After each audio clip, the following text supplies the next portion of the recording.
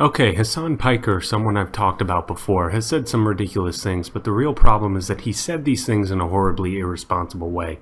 First off, he said that America deserved 9/11. Now, he said it in what I would consider a pretty unrelenting way, where it would make some sense, it would make more sense, rather, to say that 9/11 shouldn't be surprising given our horrible foreign policy. That would be a pretty rational thing to say.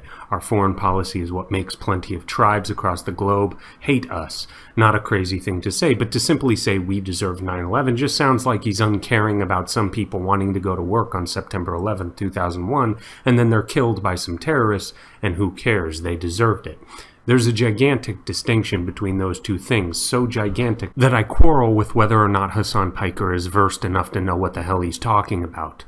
Now later, when Cenk Uygur has him on the Young Turks, he clarified that he meant to say that our foreign policy was responsible for a boomerang effect, and that was the cause of 9/11. Okay, that's an arguable point, but a very far cry from the childish temper tantrum he seemed to throw on his little webcast, which was an unlettered exclamation about how just people deserve to be killed over a foreign policy they had little to nothing to do with. A bit of an unforgivable difference, if you ask me.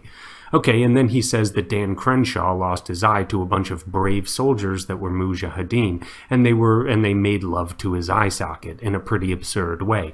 Now, we do ridiculous crap overseas, but to say what Hasan Piker said is to show that he is a child. He's a little tiny child that cannot make a coherent argument without resorting to a 5-year-old technique of saying something that ridiculous. If you want to say that our foreign policy shouldn't have landed Crenshaw there in the first place, that is fine by me, but to somewhat gleefully state that his eye socket was fornicated with and that was the reason for the destruction of his eye is beyond absurd.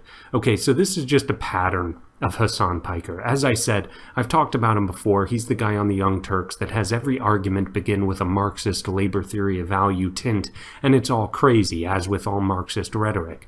He never takes into consideration the risk the business owner took on. He never takes into consideration the time preference of money, meaning that workers get paid nearly immediately while the employer has to wait for profit to get paid, and even never mentions the massive amounts of convincing and funding the entrepreneur has to go through to get started to even allow a situation to occur for the employee to work in the first place. Now, what does this all mean, and what does it have to do with this little temper tantrum? It means that this is a person that thinks very, very, very little about what he says. He is a childish, immature, sophomore kid who, for those that don't know, only has his job because his literal uncle, Cenk Uygur, gave him one.